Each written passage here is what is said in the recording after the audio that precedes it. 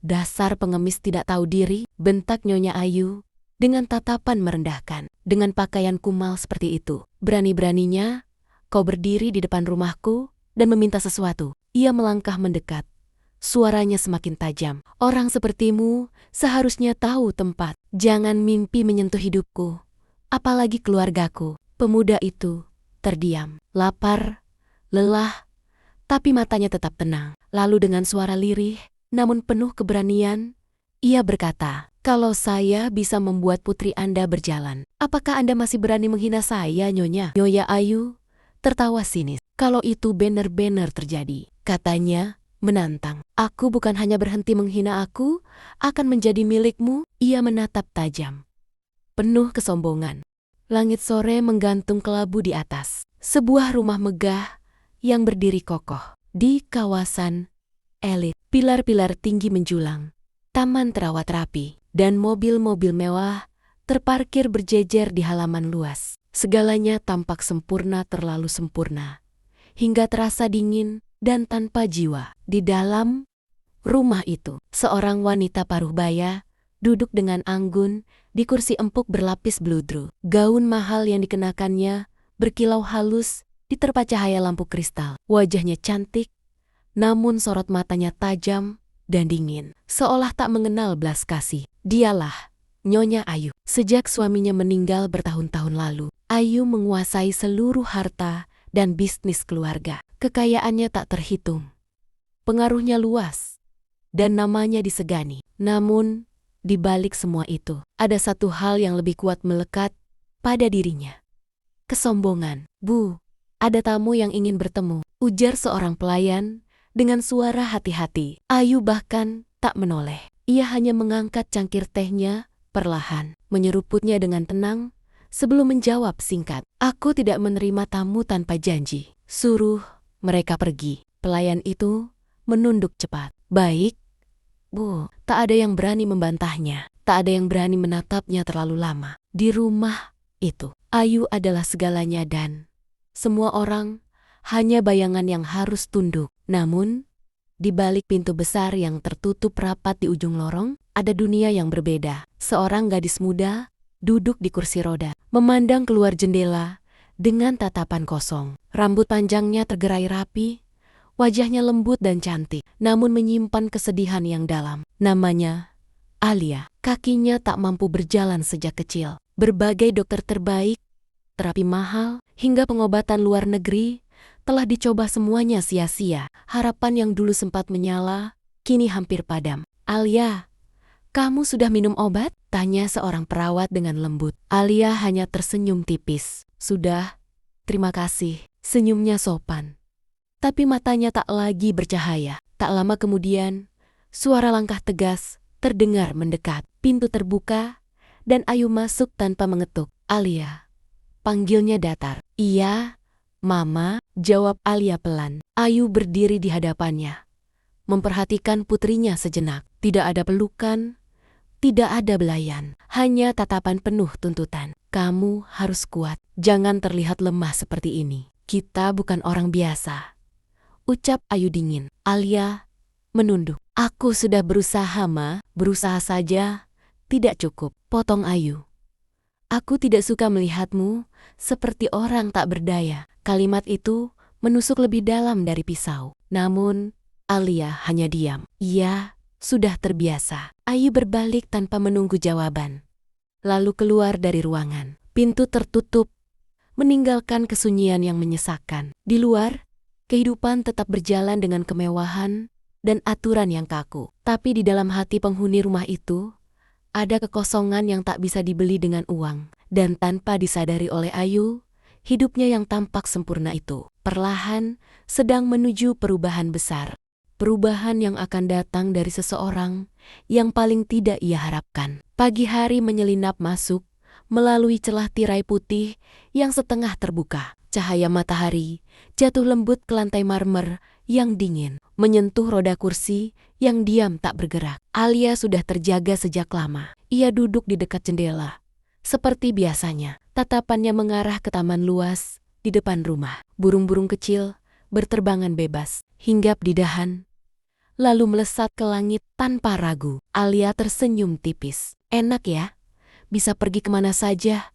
Gumamnya pelan, tangannya mengepal lemah di pangkuannya. Ia mencoba menggerakkan kakinya seperti yang selalu ia lakukan setiap pagi. Namun hasilnya sama seperti hari-hari sebelumnya. Tidak ada gerakan, hanya sunyi. Suara pintu terbuka perlahan. Seorang perawat masuk membawa nampan berisi sarapan dan obat-obatan. Selamat pagi Non Alia. Sapanya lembut. Pagi? Jawab Alia, tetap tersenyum, meski matanya sedikit redup. Perawat itu meletakkan nampan di meja kecil di sampingnya. Hari ini jadwal terapi lagi. Dokter bilang kita harus tetap rutin. Alia mengangguk pelan. Iya, seperti biasa. Seperti biasa. Dua kata yang terdengar sederhana, tapi terasa begitu berat. Terapi, latihan, harapan semuanya sudah ia jalani bertahun-tahun. Namun hasilnya tak pernah benar-benar berubah. Non, masih percaya bisa sembuh kan? Tanya perawat itu, hati-hati. Alia terdiam sejenak. Aku tidak tahu. Jawabnya jujur. Kadang aku berharap, tapi kadang aku capek berharap. Perawat itu tersenyum simpati, lalu menggenggam tangan Alia sebentar. Keajaiban itu ada, Non. Kita tidak pernah tahu kapan datangnya. Alia menatap tangannya, lalu perlahan mengangguk. Tapi di dalam hatinya, keyakinan itu sudah lama retak. Beberapa jam kemudian, ruang terapi dipenuhi suara instruksi dan napas tertahan. Coba angkat sedikit, Non Alia, pelan-pelan, ujar terapis. Alia menggigit bibirnya, berusaha sekuat tenaga. Keringat mulai muncul di dahinya. Tangannya mencengkeram sisi kursi, tubuhnya bergetar menahan usaha. Sedikit saja, sedikit saja. Namun, tetap tidak ada pergerakan. Akhirnya, ia terkulai lemah. Aku tidak bisa, bisiknya lirih. Terapis itu menarik napas panjang, lalu tersenyum menenangkan. Tidak apa-apa, kita coba lagi besok. Besok, kata itu kembali terdengar, dan lagi-lagi hanya menjadi pengulangan. Siang menjelang, Alia kembali ke kamarnya. Lebih lelah dari biasanya. Ia memandang cermin di depannya melihat dirinya sendiri yang tampak utuh, tapi sebenarnya rapuh. Kenapa aku seperti ini? Gumamnya. Air mata perlahan jatuh tanpa suara. Ia bukan tidak bersyukur. Ia hanya ingin hidup seperti orang lain. Berjalan, berlari, merasakan dunia tanpa batas. Tiba-tiba terdengar suara tawa dari luar rumah. Beberapa anak pelayan berlari di halaman, bermain dengan riang. Alia menoleh. Cepat, matanya mengikuti gerakan. Mereka langkah-langkah kecil yang terasa seperti mimpi baginya. Ia menahan napas, lalu menutup matanya perlahan. Aku juga ingin, sekali saja, bisiknya. Namun, keinginan itu hanya bergema di dalam hatinya. Tak pernah benar-benar sampai ke dunia luar. Di sisi lain rumah, Ayu sedang berbicara dengan seorang dokter terkenal melalui panggilan video. Saya sudah coba semua metode terbaik, kata dokter itu serius. Secara medis, peluangnya sangat kecil. Hampir tidak ada. Ayu terdiam. Wajahnya tetap tegar, namun tangannya sedikit gemetar. Tidak ada cara lain, tanyanya dingin. Dokter itu menggeleng. Maaf, Nyonya. Panggilan terputus. Ruangan kembali sunyi. Ayu menatap kosong ke depan. Untuk sesaat, kesombongannya runtuh digantikan oleh ketakutan yang tak pernah ia tunjukkan. Namun, hanya sesaat. Ia menarik napas panjang, lalu kembali memasang wajah dinginnya. Kalau dunia tidak bisa menyembuhkannya, maka memang tidak ada yang bisa. Gumamnya. Tanpa ia sadari, di luar sana, seseorang sedang berjalan mendekati gerbang rumahnya. Seseorang yang akan mengguncang keyakinan itu sepenuhnya. Siang itu terasa lebih terik dari biasanya. Matahari menggantung tinggi, menyinari jalanan panjang menuju rumah megah miliknya Ayu. Gerbang besi hitam berdiri kokoh, dijaga ketat oleh dua satpam berseragam rapi. Di kejauhan, seorang pemuda berjalan perlahan. Langkahnya gontai, pakaiannya lusuh, dan wajahnya tampak lelah. Keringat membasahi dahinya. Namun, Matanya menyimpan sesuatu yang berbeda ketenangan, yang sulit dijelaskan. Namanya Iwan. Sudah berhari-hari, ia tidak makan dengan layak. Perutnya kosong, tubuhnya hampir tak bertenaga. Namun entah mengapa, kakinya terus melangkah menuju rumah itu. Seolah ada sesuatu yang memanggilnya. Ia berhenti tepat di depan gerbang. Dua satpam langsung menatap curiga. "Hei, mau kemana?" bentak salah satu dari mereka. Arga menunduk sopan. "Saya ingin bertemu dengan pemilik rumah ini." Satpam itu tertawa sinis. "Bertemu Nyonya Ratna? Kamu lihat dirimu sendiri dulu. Saya hanya ingin meminta sedikit bantuan," kata Iwan pelan. "Tidak ada bantuan untuk pengemis di sini. Pergi," usir satpam dengan nada keras. Iwan terdiam. Ia menatap gerbang besar itu, lalu menarik napas panjang. Namun, ia tidak pergi. "Saya tidak akan membuat masalah. Saya hanya ingin bicara sebentar saja," ucapnya lagi.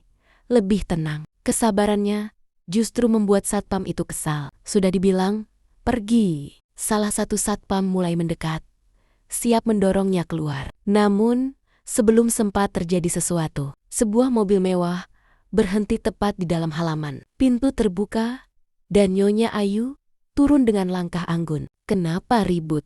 tanyanya dingin. Kedua satpam langsung berdiri tegak. "Maaf Bu, ada orang ini memaksa ingin masuk." Ratna melirik sekilas ke arah Iwan. Tatapannya tajam, penuh penilaian. Dari ujung kepala hingga kaki, ia melihat kemiskinan yang begitu kontras dengan dunia yang ia miliki. "Usir saja," katanya singkat. Iwan mengangkat wajahnya perlahan. Untuk pertama kalinya, mata mereka bertemu. Dan entah kenapa, Ayu sedikit terdiam.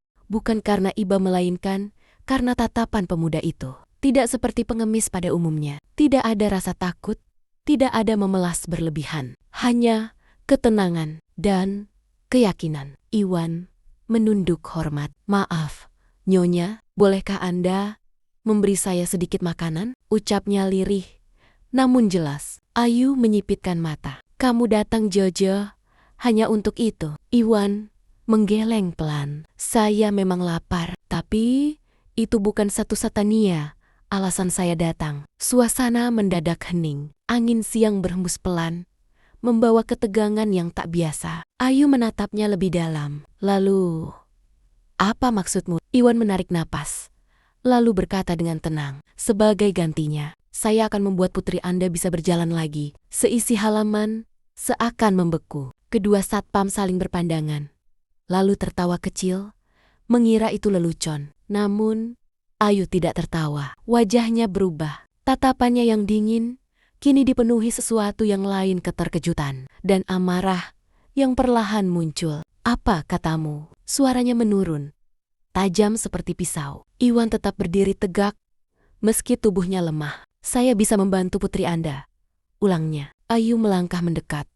Sepatu haknya berdetak pelan di lantai. Banyak dokter hebat dari seluruh dunia sudah mencoba, dan mereka gagal, katanya dingin. "Dan kamu datang dengan pakaian seperti itu, lalu berani mengatakan hal yang mustahil?" Iwan tidak menjawab dengan tergesa. "Saya tidak memaksa Anda percaya," katanya tenang. "Saya hanya meminta kesempatan." Ayu menatapnya lama. Untuk pertama kalinya, seseorang berbicara padanya tanpa rasa takut dan tanpa menjilat. Dan untuk pertama kalinya pula, kata-kata tentang putrinya membuat hatinya bergetar begitu dalam. Namun ia masih belum tahu bahwa pertemuan singkat ini akan menjadi awal dari runtuhnya kesombongan yang selama ini ia bangun begitu tinggi. Suasana di halaman rumah megah itu berubah sunyi. Tak ada lagi suara angin yang terasa. Tak ada tawa para penjaga. Semua perhatian tertuju pada satu hal, pemuda miskin yang berdiri tegak di hadapan Nyonya Ayu. Ayu menatap Arga tanpa berkedip. "Kamu sadar apa yang kamu katakan barusan?" tanyanya pelan, namun penuh tekanan. Iwan mengangguk. "Saya sadar, Nyonya." Ayu tertawa kecil. "Tapi bukan karena lucu, melainkan karena tak percaya. Orang-orang dengan gelar tinggi saja menyerah. Dan kamu datang tanpa apa-apa, lalu menjanjikan keajaiban?" Iwan tidak terpancing. "Saya tidak punya apa-apa." "Benar," jawabnya tenang. "Tapi saya punya keyakinan." Kata itu membuat Ayu sedikit terdiam. Keyakinan, kenaparan, sudah lama ia tidak mendengar kata itu dengan nada yang begitu tulus. Namun egonya masih terlalu tinggi untuk runtuh begitu saja. Keyakinan tidak menyembuhkan penyakit, ucap Ayu dingin. Uang yang melakukannya, dan aku punya lebih dari cukup tapi tetap gagal. Iwan menunduk sebentar, lalu kembali menatapnya. Mungkin bukan caranya yang tepat, katanya lembut. Kalimat itu seperti tamparan halus. Wajah Ayu menegang. Kamu berani mengajari aku?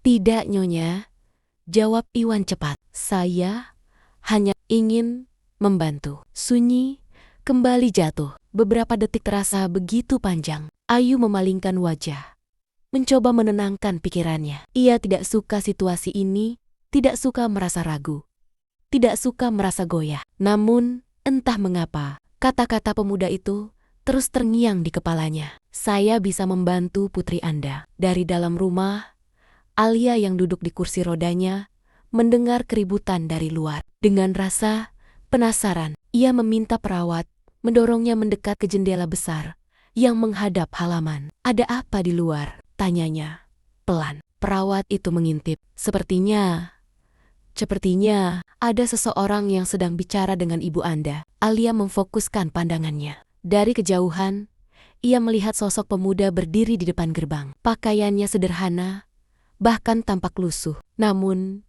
sikapnya tenang. Dan entah kenapa, hati Alia terasa berbeda. Dia siapa? Bisiknya. Di luar, Ayu kembali menatap Iwan. Baik, katanya, tiba-tiba. Semua orang terkejut. Kalau kamu memang ingin membantu, buktikan dulu. Iwan sedikit mengangkat alis. Maksud Anda?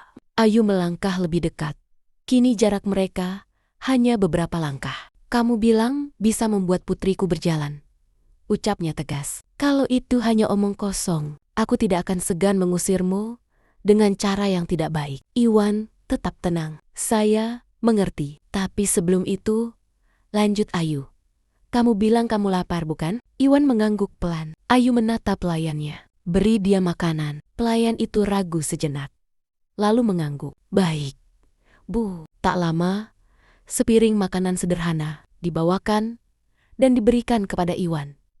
Ia menerimanya dengan kedua tangan, penuh rasa hormat. Terima kasih, Nyonya, ucapnya tulus. Tanpa banyak bicara, ia duduk di pinggir jalan dan mulai makan perlahan. Setiap suapan terlihat begitu berarti. Ayu memperhatikannya dari jauh. Untuk pertama kalinya, ia melihat seseorang menghargai sesuatu yang selama ini ia anggap sepele. Tak ada keserakahan, tak ada terburu-buru, hanya rasa syukur. Dan anehnya, pemandangan itu membuat dada Ayu terasa sesak. Setelah selesai makan, Iwan berdiri kembali. Saya sudah menerima kebaikan Anda, katanya. Sekarang, izinkan saya menepati janji saya. Ayu menyilangkan tangan. Aku masih belum percaya. Iwan tersenyum tipis. Tidak apa-apa, katanya. Kepercayaan memang tidak datang begitu saja. Ia menatap ke arah rumah besar itu. Yang saya butuhkan hanya satu kesempatan untuk bertemu putri Anda. Ayu terdiam. Kata-kata itu terasa sederhana, tapi dampaknya begitu besar. Di balik kesombongannya, ada seorang ibu yang sudah terlalu lama berharap dan terlalu sering kecewa. Dan sekarang, harapan itu datang lagi dari tempat yang paling tidak ia duga. Ayu menarik napas panjang. Keputusan ini terasa gila, namun entah kenapa ia tidak bisa menolaknya. Baik, ucapnya akhirnya. Suaranya lebih pelan dari biasanya. Satu kesempatan. Iwan menunduk. Hormat. Terima kasih, Nyonya. Tanpa mereka sadari, dari balik jendela, Alia menyaksikan semuanya dengan jantung berdebar. Dan untuk pertama kalinya, setelah sekian lama, harapan kecil kembali menyala di hatinya. Langkah Iwan terdengar pelan saat ia memasuki rumah megah itu. Lantai marmer mengilap, lampu kristal yang berkilauan, dan lukisan mahal di setiap sudut dinding menjadi saksi betapa besar jurang antara dirinya dan dunia yang kini ia pijak. Namun, Iwan tidak terlihat canggung. Wajahnya tetap tenang, seolah kemewahan itu tidak berarti apa-apa baginya. Di belakangnya, Nyonya Ayu berjalan dengan sikap angkuh seperti biasa. Tapi kali ini, ada sesuatu yang berbeda dalam langkahnya, sedikit ragu, sedikit gelisah. Jangan macam-macam, ucap Ayu dingin. Aku mengawasi setiap gerakanmu. Iwan mengangguk. Saya mengerti. Mereka berhenti di depan sebuah pintu besar. Ayu terdiam sejenak sebelum membukanya. Di dalam, Alia sudah menunggu. Gadis itu langsung menoleh saat pintu terbuka. Matanya bertemu dengan Iwan dan untuk sesaat, waktu terasa berhenti. Alia terkejut, bukan karena penampilannya, tapi karena tatapannya. Tenang, hangat, tidak mengasihani. Berbeda dari semua orang yang pernah ia temui. Ini orang yang kau lihat tadi, kata Ayu singkat. Dia bilang, dia bisa menyembuhkanmu. Alia menatap ibunya, lalu kembali ke Iwan. Benarkah? Iwan melangkah mendekat, namun tetap menjaga jarak sopan. Saya tidak menjanjikan keajaiban instan, katanya lembut. Tapi saya percaya Anda bisa berjalan. Kalimat itu sederhana, namun bagi Alia, kata-kata itu terasa seperti sesuatu yang sudah lama hilang harapan. Matanya mulai berkaca-kaca. Semua orang bilang itu mustahil, bisiknya. Iwan tersenyum tipis. Tidak semua hal harus dipercaya hanya karena banyak orang mengatakannya. Ayu menghela napas keras. Cukup basa-basinya. Langsung saja Iwan menoleh ke arahnya. Baik, Nyonya. Ia kemudian kembali menatap Alia. Bolehkah saya mendekat? Tanyanya sopan. Alia mengangguk pelan. Iwan berlutut di hadapannya, sejajar dengan kursi roda itu. Ia memperhatikan kaki Alia dengan seksama, tanpa menyentuh terlebih dahulu. Sudah berapa lama seperti ini? Tanyanya. Sejak kecil, jawab Alia lirih. Iwan mengangguk perlahan. Lalu, dengan sangat hati-hati, ia menyentuh kaki Alia. Alia sedikit terkejut, tapi tidak menarik diri. Pejamkan mata Anda, ucap Iwan pelan. Alia menurut. Ayu menyilangkan tangan, menatap dengan penuh curiga. Apa yang kamu lakukan? Tanyanya tajam. Memulai, jawab Iwan singkat. Ruangan itu mendadak sunyi. Iwan memejamkan mata. Tangannya tetap menyentuh kaki Alia. Napasnya teratur, wajahnya tenang. Detik demi detik berlalu. Tak ada suara, tak ada perubahan. Ayu mulai kehilangan kesabaran. Kalau ini hanya sandiwara. Tunggu, potong Iwan pelan tanpa membuka mata. Alia yang masih memejamkan mata tiba-tiba merasakan sesuatu. Hangat, sangat hangat.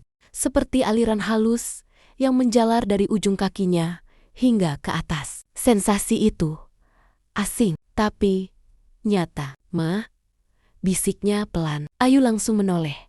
Apa? Aku merasa sesuatu. Ayu terdiam. Untuk pertama kalinya, wajahnya kehilangan kendali. Buka mata Anda, kata Iwan lembut. Alia perlahan membuka mata. Sekarang, coba gerakan jari kaki Anda. Alia menahan napas. Ia sudah mencoba ini ribuan kali, dan selalu gagal. Namun kali ini, ada sesuatu yang berbeda. Dengan ragu, ia mencoba sedikit, sangat sedikit, dan jarinya bergerak. Alia langsung membelalak. Mama, suaranya gemetar. Ayu membeku di tempat. Tidak mungkin, bisiknya. Alia mencoba lagi, dan kali ini lebih jelas. Jari kakinya benar-benar bergerak. Air mata langsung jatuh dari matanya. Aku bisa merasakannya, katanya terisak. Ayu mundur selangkah. Dunia yang selama ini ia yakini runtuh dalam sekejap. Mustahil.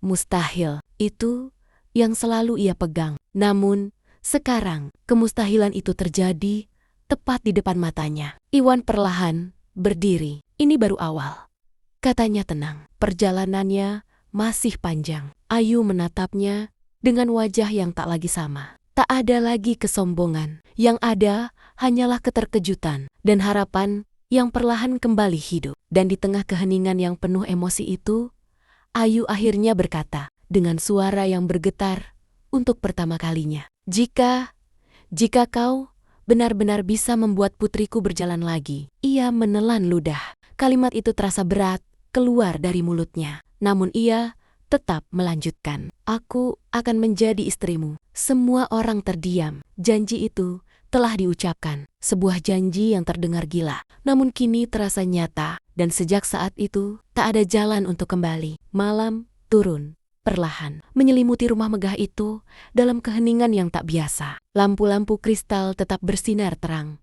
Namun suasana terasa berbeda. Tidak lagi sekadar dingin, kini dipenuhi rasa penasaran, harapan, dan kegelisahan yang bercampur menjadi satu. Di dalam kamarnya, Alia masih belum bisa tidur. Matanya terus menatap kakinya sendiri. Perlahan, ia mencoba menggerakkan jari kakinya lagi. Dan bergerak, meski kecil, meski lemah namun nyata. Air matanya kembali jatuh. Ini benar-benar terjadi, bisiknya tak percaya. Untuk pertama kalinya sejak bertahun-tahun, tubuhnya merespons. Harapan yang dulu hampir mati, kini seperti dipaksa hidup kembali. Di sisi lain rumah, Nyonya Ayu berdiri di dekat jendela ruang kerjanya. Tangannya memegang gelas, namun isinya tak pernah ia minum. Pikirannya kacau. Ia mengingat setiap detik kejadian tadi siang. Tatapan Iwan, ketenangannya, dan hasil yang tak bisa ia jelaskan. Siapa dia sebenarnya? Gumamnya. Ayu bukan wanita yang mudah percaya. Ia terbiasa mengandalkan logika,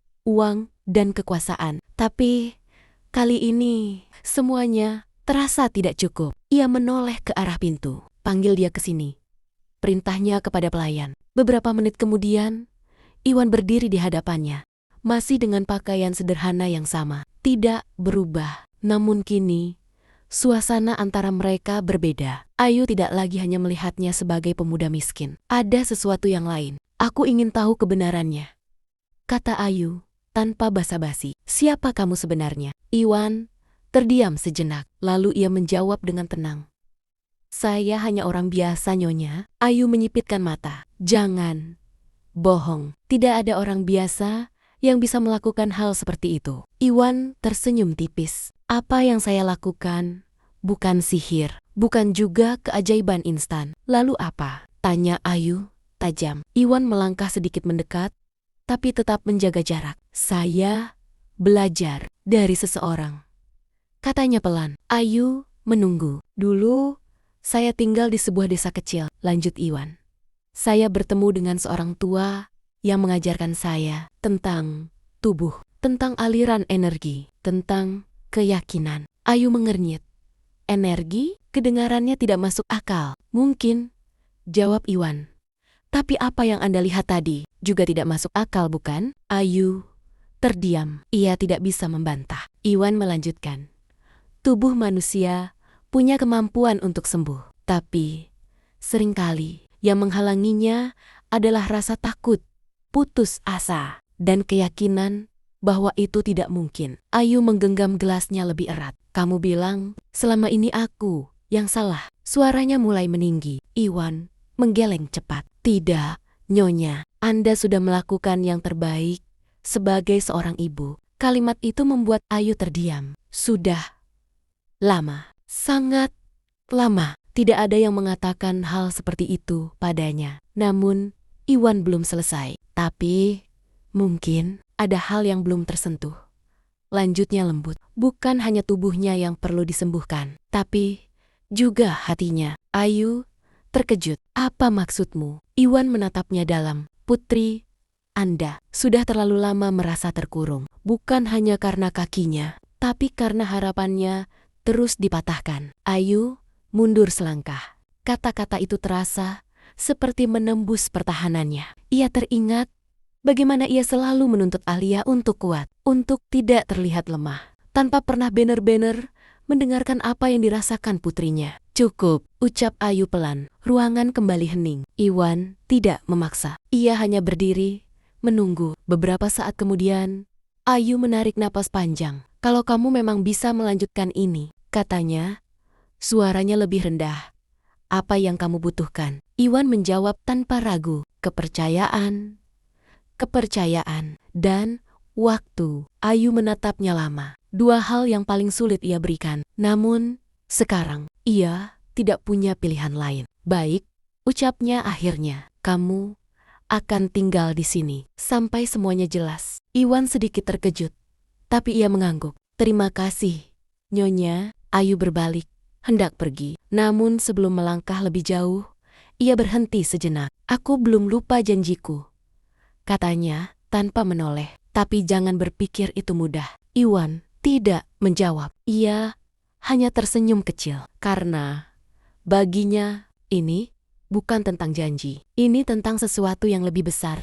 Sesuatu yang bahkan Nyonya Ayu sendiri belum sepenuhnya sadari. Dan malam itu, untuk pertama kalinya, rumah megah itu tidak hanya dipenuhi kemewahan, tapi juga secercah harapan yang mulai tumbuh. Pagi datang dengan suasana yang berbeda di rumah megah itu. Untuk pertama kalinya setelah bertahun-tahun, ada sesuatu yang berubah.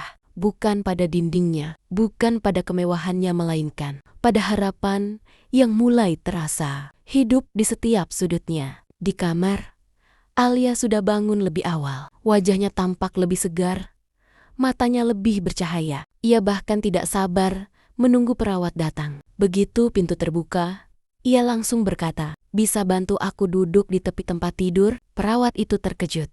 "Non, biasanya langsung ke kursi roda." Alia tersenyum. "Hari ini, aku ingin coba sesuatu." Perawat itu ragu sejenak, tapi akhirnya mengangguk. Dengan hati-hati, ia membantu Alia duduk di tepi tempat tidur. Alia menarik napas panjang. Jantungnya berdebar kencang. Ia menatap kakinya. "Pelan-pelan saja, Non," ujar perawat itu. Alia mengangguk. Lalu, dengan penuh keberanian, ia mencoba menurunkan kakinya ke lantai. Sentuhan pertama, dingin lantai marmer terasa di telapak kakinya. Alia langsung membelalak. "Aku bisa merasakannya," bisiknya. Perawat itu ikut terkejut. "Non, ini luar biasa." Namun, Alia belum selesai. Dengan tangan gemetar, ia mencoba menopang tubuhnya. "Non, jangan dipaksa." Perawat itu panik. Tapi Alia tetap mencoba. Sedikit demi sedikit, ia mendorong tubuhnya naik. Tubuhnya bergetar, kakinya lemah. Namun, ia berdiri. Hanya beberapa detik, tapi cukup untuk membuat dunia terasa berhenti. "Aku berdiri," suaranya bergetar. Air mata langsung jatuh tanpa bisa ditahan. Perawat itu menutup mulutnya, tak percaya dengan apa yang dilihatnya. Namun tubuh Alia belum kuat. Ia kembali terjatuh ke tempat tidur. Napasnya terengah-engah. Tapi kali ini ia tersenyum lebar bahagia. Kabar itu langsung sampai ke telinga Nyonya Ayu. "Apa?" Ia berdiri dari kursinya. "Kamu serius?" "Iya, Bu." "Non Alia bisa berdiri walau sebentar," jawab perawat dengan suara gemetar. Tanpa menunggu, Ayu langsung bergegas menuju kamar Alia. Pintu dibuka dengan cepat. Alia menoleh. "Ma," suaranya penuh haru. Ayu melihat putrinya dan untuk pertama kalinya, ia melihat sesuatu yang sudah lama hilang. "Harapan, kamu benar-benar berdiri?" tanyanya pelan, seolah takut jawaban itu menghilang. Alia mengangguk. Air matanya jatuh lagi. "Hanya sebentar." "Tapi aku bisa, Ma." Ayu mendekat perlahan. Tangannya gemetar saat menyentuh wajah Alia. "Ini nyata, bukan mimpi." Tanpa sadar, air mata jatuh dari mata Ayu. Ia langsung memeluk putrinya erat. "Alia," bisiknya. Pelukan itu hangat, sangat hangat. Berbeda dari semua pelukan yang pernah ada di rumah itu. Di luar kamar, Iwan berdiri diam. Ia tidak masuk. Ia hanya mendengar. Senyum kecil muncul di wajahnya. Namun di balik itu, ada kelelahan yang ia sembunyikan. Seolah apa yang ia lakukan tidak semudah yang terlihat. Ayu keluar beberapa saat kemudian. Matanya masih basah. Ia melihat Iwan. Tatapan mereka bertemu untuk pertama kalinya. Tidak ada kesombongan di mata Ayu. Hanya rasa bingung, haru, dan sedikit ketakutan. "Ini benar-benar terjadi," ucapnya pelan. Iwan mengangguk. "Ini baru awal, Nyonya." Ayu menatapnya dalam. "Apakah ini keajaiban?" tanyanya. Iwan terdiam sejenak. Lalu ia menjawab, "Kalau Anda percaya itu keajaiban, maka itu keajaiban. Tapi kalau tidak, anggap saja ini adalah sesuatu yang selama ini belum Anda pahami." Ayu terdiam. Jawaban itu tidak sederhana, namun justru itulah yang membuatnya sulit diabaikan. "Dan apakah ini akan terus berhasil?" tanya Ayu lagi.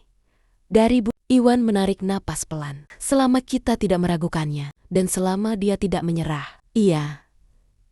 Ayu menoleh ke arah kamar Alia. Putrinya tertawa kecil bersama perawat. Suara itu sudah lama tidak ia dengar. Ayu menutup matanya sejenak. Untuk pertama kalinya dalam hidupnya, ia merasa kecil. Bukan karena kehilangan kekuasaan, tapi karena menyadari ada hal yang tidak bisa ia beli dengan semua hartanya. Dan sekarang, hal itu sedang terjadi tepat di depan matanya. Keajaiban atau kebetulan, ia tidak tahu. Yang jelas, hidupnya tidak akan pernah sama lagi. Malam itu terasa sunyi, tidak seperti biasanya. Rumah megah itu tidak lagi dipenuhi kesan dingin yang menekan. Justru ada kehangatan yang perlahan merayap, meski belum sepenuhnya terasa. Di dalam kamarnya, Nyonya Ayu duduk sendiri. Lampu redup menyinari wajahnya yang tampak berbeda. Tidak lagi tegas dan tak tergoyahkan, melainkan lelah dan penuh pikiran. Di tangannya, ia memegang sebuah foto lama. Foto dirinya bersama suaminya dan Alia kecil yang tersenyum ceria. Dulu semuanya terasa sederhana, sebelum kekayaan menjadi segalanya, sebelum kesombongan menutup hatinya. Ayu menatap foto itu lama. Tangannya sedikit bergetar. "Aku sejak kapan berubah seperti ini?" bisiknya lirih. Bayangan masa lalu mulai bermunculan. Saat suaminya masih hidup, ia sering diingatkan untuk tetap rendah hati, untuk tidak memandang orang dari harta, untuk tetap memiliki hati. Namun, setelah suaminya pergi, Ayu memilih cara yang berbeda. Ia membangun dinding kesombongan, dinding yang membuatnya terlihat kuat, tapi sebenarnya menjauhkan semua orang, bahkan putrinya sendiri. Air matanya jatuh perlahan, tanpa suara. "Alia," bisiknya. Ia teringat bagaimana selama ini ia memperlakukan putrinya. Bukan dengan kelembutan, tapi dengan tuntutan. Bukan dengan pelukan, tapi dengan tekanan. Ia selalu berkata agar Alia kuat, namun tidak pernah benar-benar bertanya apa yang Alia rasakan. Ayu menutup wajahnya. Tangisnya pecah. Untuk pertama kalinya setelah sekian lama, ia menangis bukan karena kehilangan, tapi karena penyesalan. Di lorong rumah, Iwan berjalan pelan. Ia tidak sengaja melewati kamar Ayu.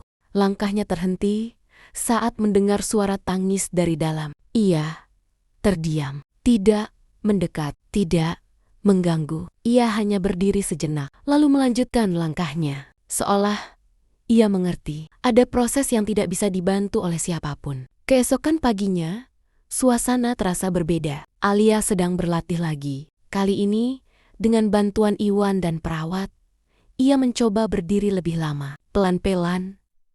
"Jangan takut," ucap Iwan lembut. Alia mengangguk. Ia mencoba lagi, dan kali ini lebih lama. Kakinya masih gemetar, tapi ia bertahan. Beberapa detik, lalu lebih lama lagi. "Aku bisa," bisiknya. Iwan tersenyum. "Anda memang bisa." Tiba-tiba, pintu terbuka. Nyonya Ayu masuk. Namun, kali ini tidak seperti biasanya. Langkahnya pelan. Wajahnya tidak lagi dingin. Matanya masih sedikit sembab. "Alia," panggilnya lembut. Alia menoleh, sedikit terkejut. "Ma." Ayu mendekat. Perlahan, seolah takut merusak momen, ia melihat putrinya berdiri, benar-benar berdiri. Air matanya langsung jatuh lagi. Namun, kali ini bukan karena penyesalan, melainkan karena rasa syukur. "Kamu hebat sekali," ucapnya dengan suara bergetar. Alia tersenyum.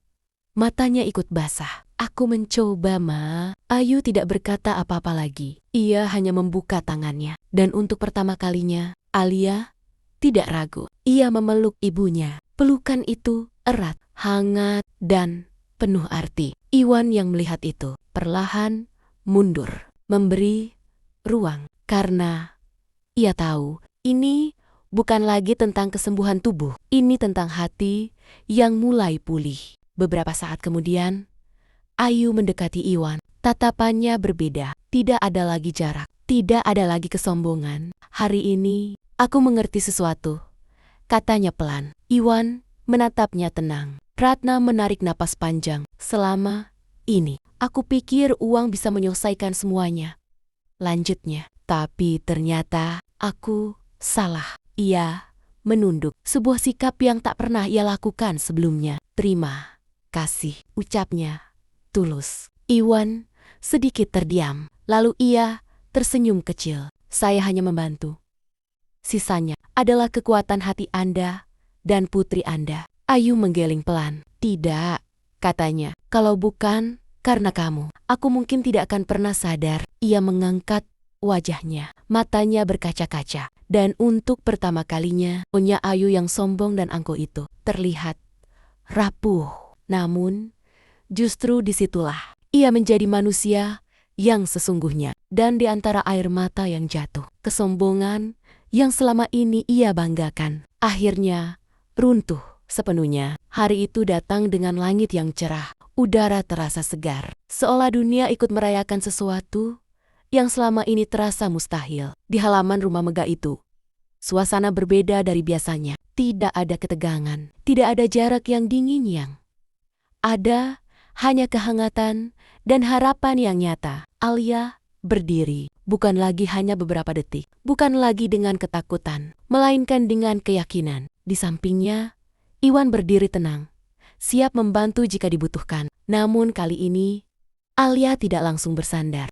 Aku mau coba sendiri, katanya pelan. Iwan mengangguk. Saya di sini. Ayu berdiri beberapa langkah dari mereka. Jantungnya berdebar kencang. Tangannya saling menggenggam, penuh harap dan cemas. Alia menarik napas panjang. Lalu ia melangkah. Satu langkah kecil. Tubuhnya sedikit goyah, tapi ia tidak jatuh. Langkah kedua, lebih kuat. Langkah ketiga, air matanya mulai jatuh. Aku berjalan, bisiknya. Ayu menutup mulutnya, tak mampu berkata apa-apa. Dan saat Alia berhasil berjalan beberapa langkah tanpa bantuan, Ayu tak kuasa lagi. Ia berlari menghampiri putrinya, memeluknya erat sambil menangis. Alia, Alia, suaranya pecah. Alia ikut menangis dalam pelukan itu. Terima kasih, Ma, karena tidak menyerah. Ayu menggeleng